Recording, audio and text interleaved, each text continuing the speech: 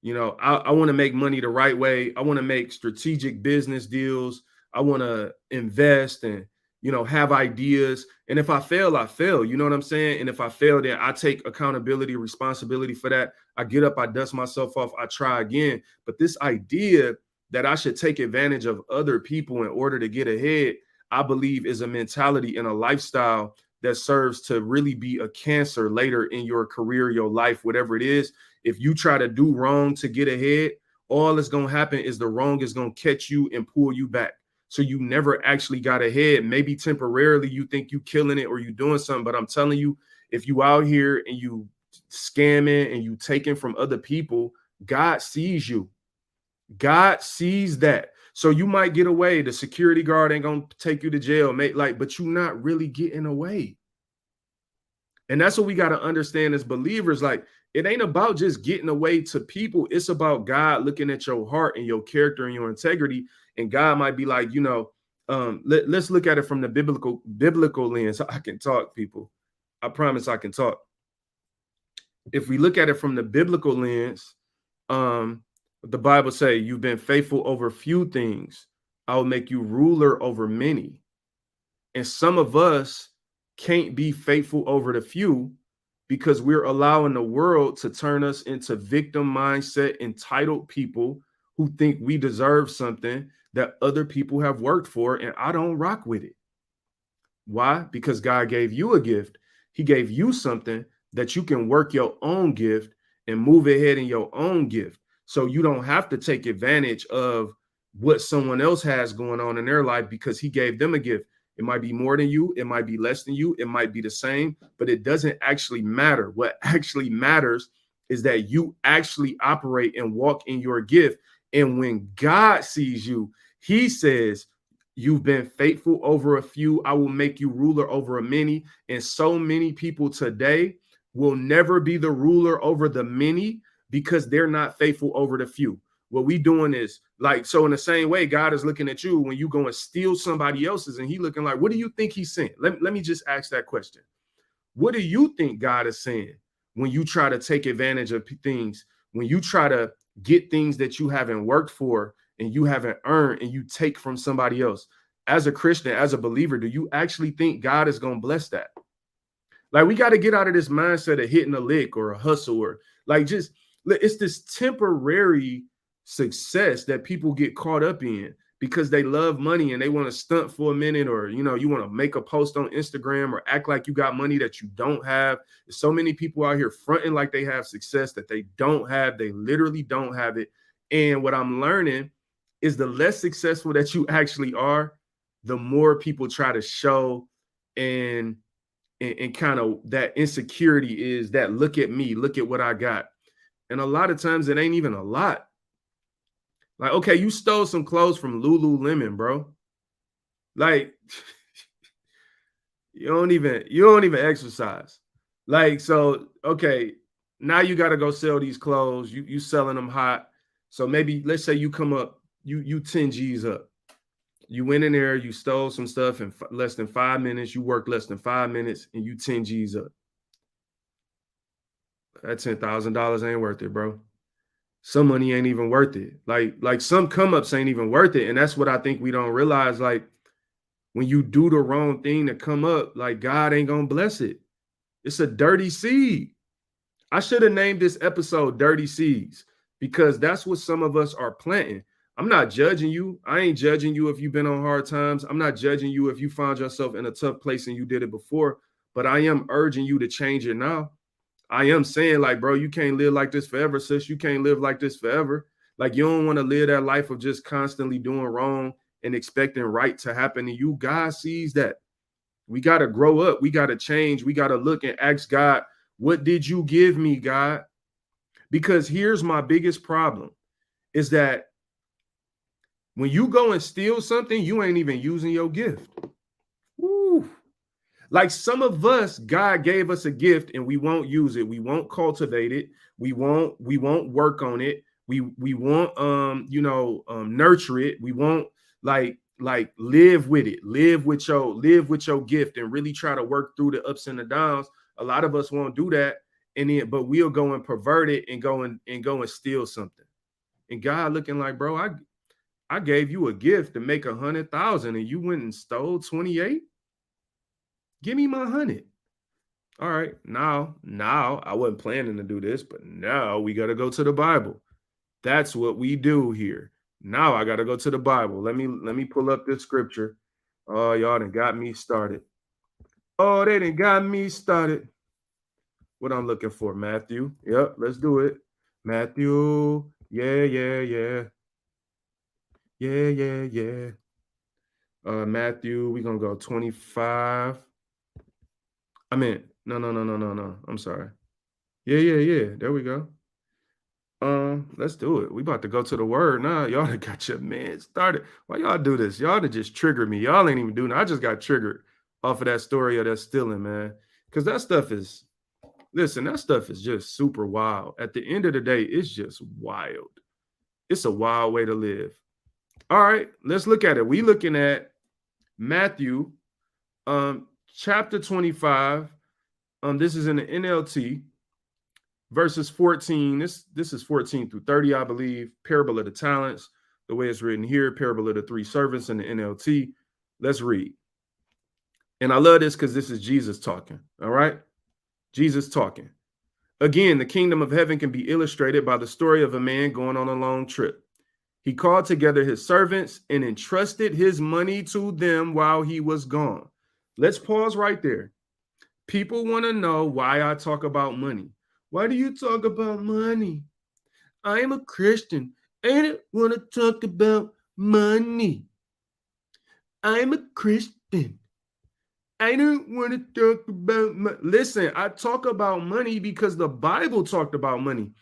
Money in and of itself isn't evil. The fact that we shy away from talking about money allows the people who are manipulative and bring up money to continue to take advantage of you and to continue to either take your money or put you in positions where you're constantly dependent upon them and you never actually get to make money and become free and self-sufficient. So there's this cycle of poverty that a lot of us live in. I understand it. I come from, inner city Detroit, like there are issues and deep rooted in poverty in some of our communities. Maybe not everybody. You might be from somewhere different, but I become passionate about learning the right way to think about money because I think so much of my life I saw just in behaviors the wrong way to think about money. And so I could never grow. And then I get to the Bible and then you have Jesus, all right, talking about money. So he called together his servants and entrusted his money to them while he was gone. 15, he gave 5 bags of silver to one. All right, so one person got 5. Cool. 2 bags of silver to another. Okay, somebody got 2 bags. And 1 bag to the last, dividing it in proportion to their abilities. He then left on his trip. All right, I got to speak to this, y'all. I got to speak to this, family. So that we got 2 things happening now. Jesus is telling this parable of this master that leaves, then entrust people with his money. Don't be so thrown off with the terms master and servant. Some of us hear those type of terms and then just take it somewhere else. Just your boss, whatever it is. Okay, somebody's entrusting you with money. Let's focus on that.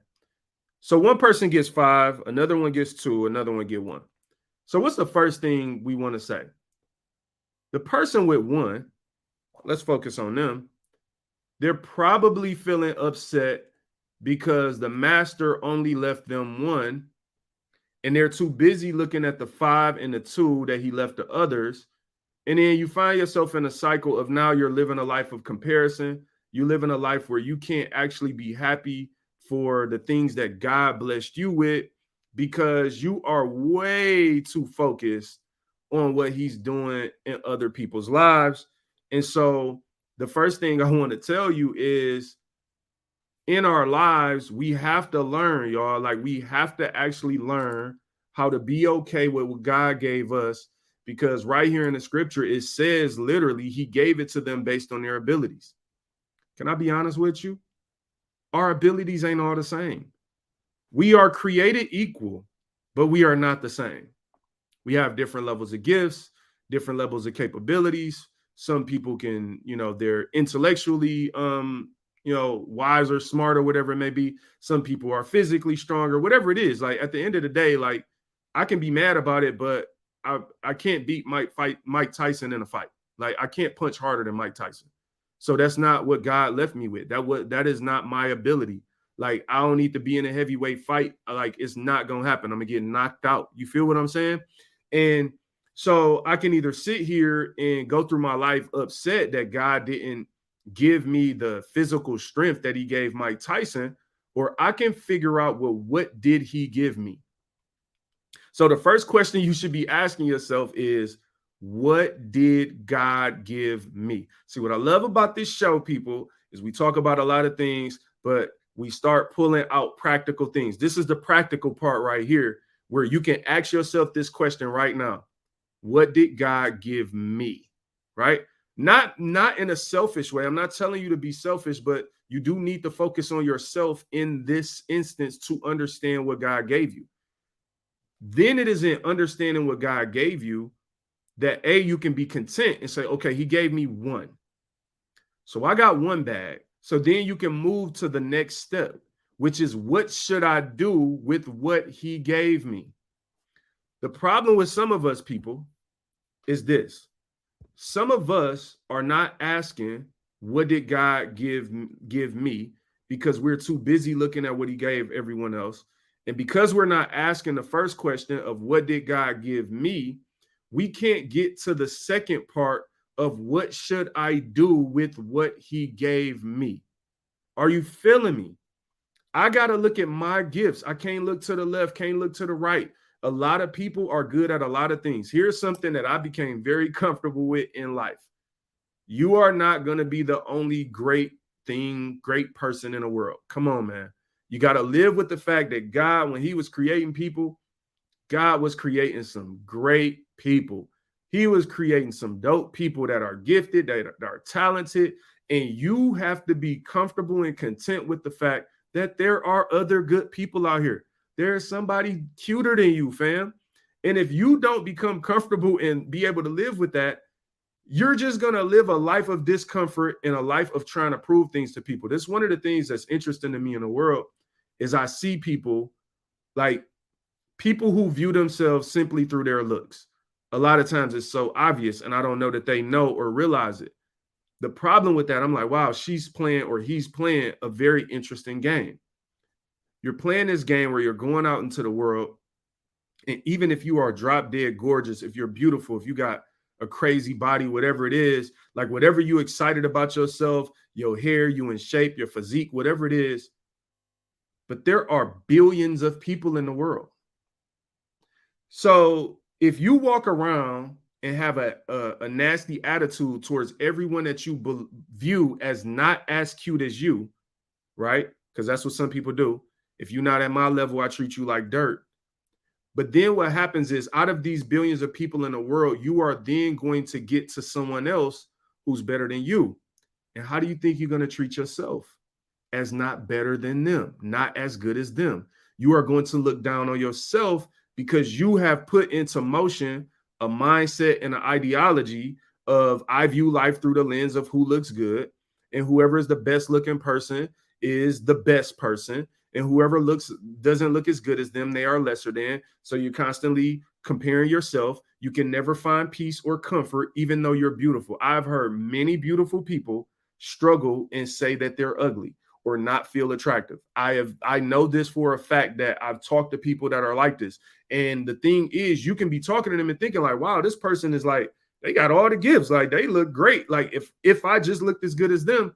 But the thing is, because of that mindset of viewing life strictly through the lens of looks, there's always going to be something that's a little off. You feel me?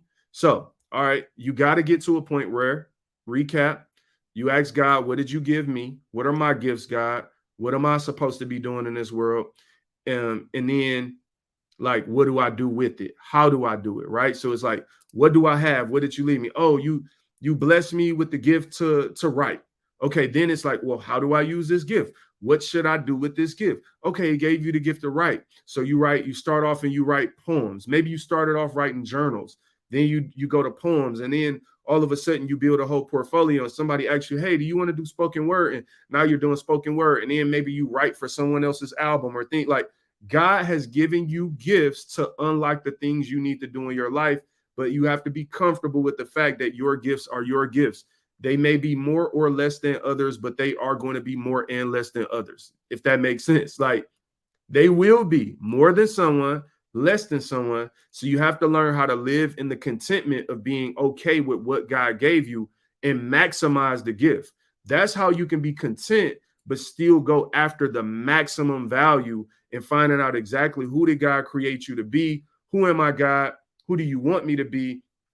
I don't need to be better. I'm not trying to be better than them at what they do. I'm not trying to be better than them at what they do.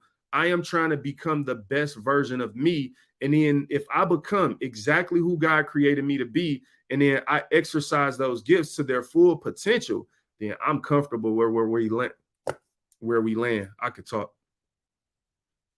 Let me take a sip of my water, fam. I need some water. Water. All right, let's jump back in the word. Why y'all get me off track though? Like I don't even understand how y'all got me like way off track. All right, so Pete. So now if we go back to the word, all right, let's get through this. Verse 16, the servant who received the 5 bags of silver began to invest the money and earned 5 more. Invest the money, invest the money, invest the money. Why do you invest, Jermaine? Why did you just come out with why did you come out with an entire episode about investing? Why are you talking about investing, buddy? The Bible talks about it. Listen, I don't even come up with this stuff. I just be reading the word and the stuff be there. Like it's there. It's like this is Jesus talking, giving an example about investing. I can't make it up. I can't make this up, people. All right, y'all still don't rock with me though. Let's go back to it. The servant who received the 5 bags of silver began to invest the money and earned 5 more.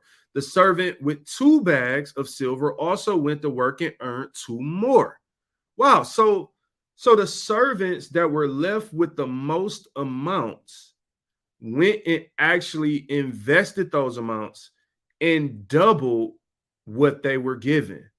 They used their gift to increase and bring value. That's amazing. Excuse me. Verse 18. But the servant who received the 1 bag of silver dug a hole in the ground and hid the master's money. That is very interesting to me. The servants that had the most did the most. And the servant that had the least said, you know what? I'm just going to dig a hole and hide the little money I have in the ground. Now, maybe logically or emotionally to you, that makes sense. Because what you're thinking is what we do is this. Oh, they already got money. So you point to people who are successful. You point to people that have obtained something. You say, well, they already got money. It take money to make money. And I don't got no money, so I can't do that. Well, you make enough money, so that's why you doing that. Or you got this. That's why you doing that. Nope, you're lying to yourself. This is a lesson in character, my people. Character. You are who you are. See, this is what we don't understand. Like, you are you. So at the end of the day, you can blame someone else's action on their circumstance or their situation, but it is not until you look in the mirror and realize I'm making these decisions because I'm me. I have a flaw in my thinking. I have tricked myself or allowed people to trick me by making me a victim. The person with the 1 bag of silver allowed themselves to become a victim and said, since I don't have that much, I'm going to just bury what I have. Not understanding that it is the ideology and the mindset and the thinking that is the cancer or the sickness in this scenario. It has actually nothing to do with how much you have. If that was the case, the person with 2 bags of silver wouldn't have done anything, because they would have looked at the person as 5 and says, he has over 50% more than what I have, over double. I only have 2 and you got 5. Why did God only give me these couple of gifts? I ain't doing nothing with them. Why did God make me grow up in the hood? This ain't fair. Why did God give me this? Like, oh, I don't have this. And we create all these excuses that seem legitimate on the surface, because on the surface, 1 is less than 2, isn't it? 1 is less than 5, isn't it? So you would think that this mindset of, hey, you didn't give me that much, so I ain't doing nothing with it. God, I grew up on 7 Mile in Detroit. All right, that's where you want to put me. I didn't grow up on Wall Street, and I ain't grow up in Santa Monica or whatever in the Hamptons, and like, Paris Hilton, it's easy for her because her daddy a billionaire. Maybe so. I don't know. You know what I'm saying? But at the end of the day, what I do, that's probably not the best example. So, anyway, I just said it. All right, don't judge me. My point at the end of the day is we can always look at other people and make excuses for why they are successful, why they're flourishing in their gift, or why they're moving or doing anything in life. And I am not saying that simply having money makes you successful. That is not the point or the purpose contextually of what I'm talking about here. So please don't take it to mean that. But let's get back to the word of God. Verse 19. After a long time, their master returned from his trip and called them to give an account for how they had used his money. Woo! Man, remember when I said that you shouldn't be out here scamming, you shouldn't be out here stealing or scheming, because God is watching. He will hold you accountable. He's going to have you to give an account for, all right, I left you with these gifts. What you do? Oh, you went scheming. Like, I gave you the gift of creativity, and you creatively came up with a way to steal people credit card information. And oh yeah, okay. Well, I got a reward for you. I got you. Let's read. Verse 20. The servant to whom he had entrusted the 5 bags of silver came forward with 5 more, and said, Master, you gave me 5 bags of silver to invest, and I have earned 5 more. The master was full of praise. Well done, my good and faithful servant. You have been faithful in handling this small amount. So now I will give you many more responsibilities. Let's celebrate together. All right, let's pause real quick, people.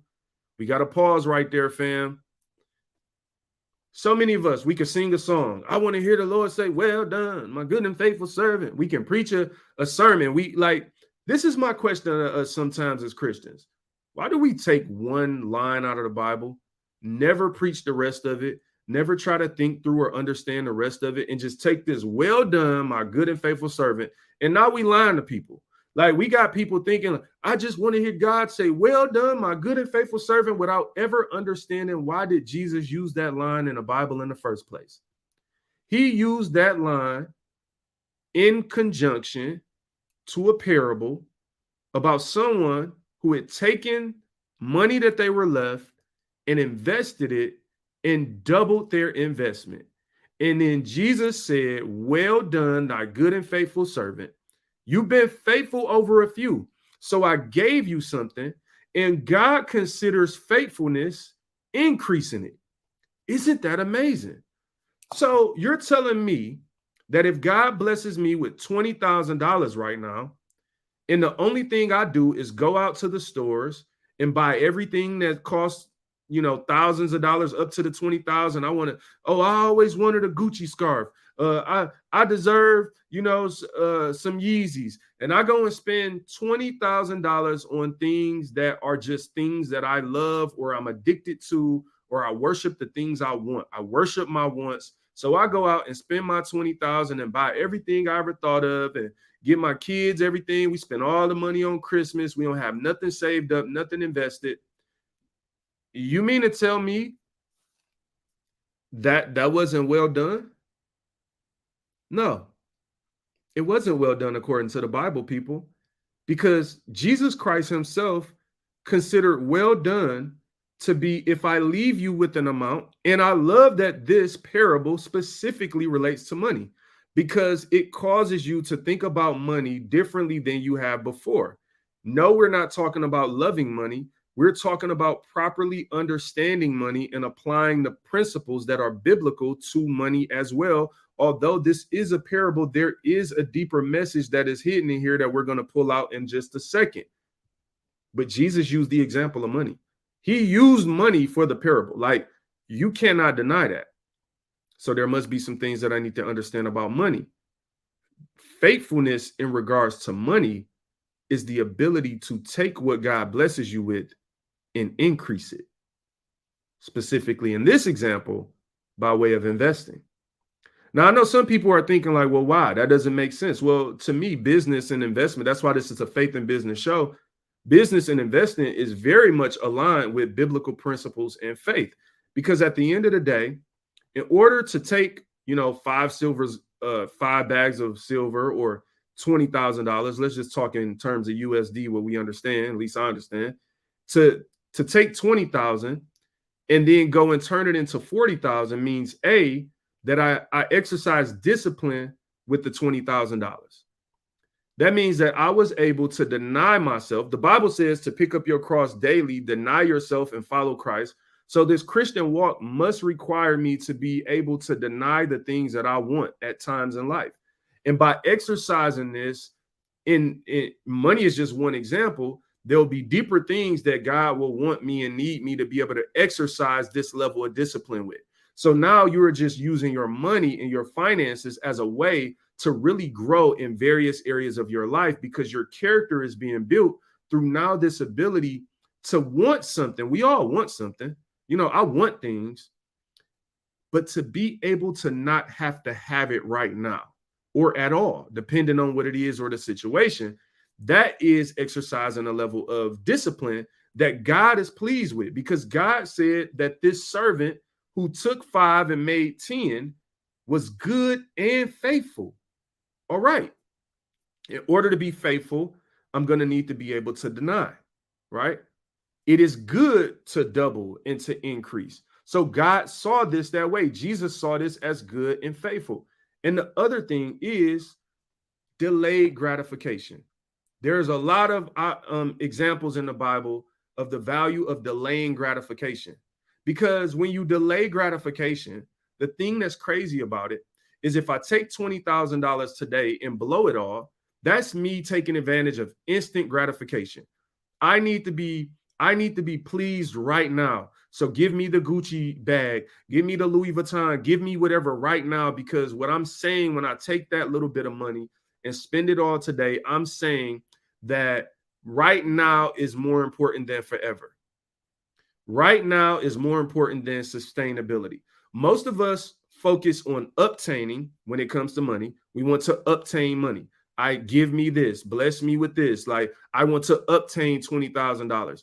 But no one ever teaches us how to sustain $20,000, to grow it, to make it last longer than right now, to delay your gratification, to be able to say, you know what? I do want a Gucci bag. Cool. But I'm going to delay that want. And first, I'm going to be good and faithful. And let me go and do this thing that God wants me to do that may take some time, right? Because it says the master went away for a long time and then came back and wanted to hold them accountable, give an account for what you did while I was gone. So we need to take advantage of the time we have, like in the meantime.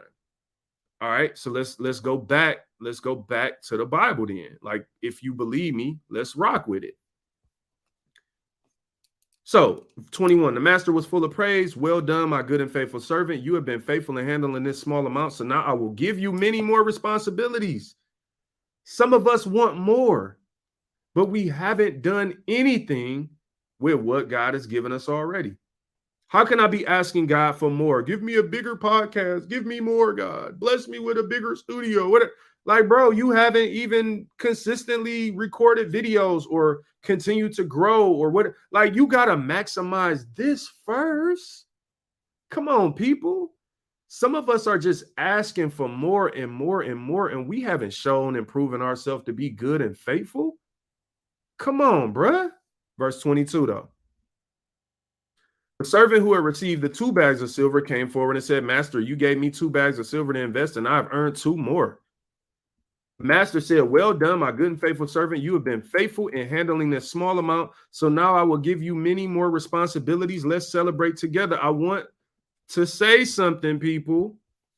Notice how in this example of the good and faithful servant, it didn't matter that God gave one of them 5 or one of them 2. This should be great news to you, because what this says to me is, even if God gave me less gifts, I can please him just the same amount as someone he left more gifts to. So my actions can please God. I can live up to what God called me to be, even if he only gave me 1 bag of silver, even if he only gave me 2 bags of silver, and the person next to me is killing me and they got 5 bags and they look better than me, they talk better than me, they got more money than me. All these things don't matter, because the ultimate reward is to hear, good, well done, my good and faithful servant. And what you've been faithful over these small amount of things, so now I will bless you with many more. So at the end of the day, I am not in competition with the person who has more than me. So I shouldn't be living my life looking around and making excuses because somebody has more. This is why I love the Bible. This is why the Bible guides how I think through the world in the lens of like how I read news stories or look at like things that are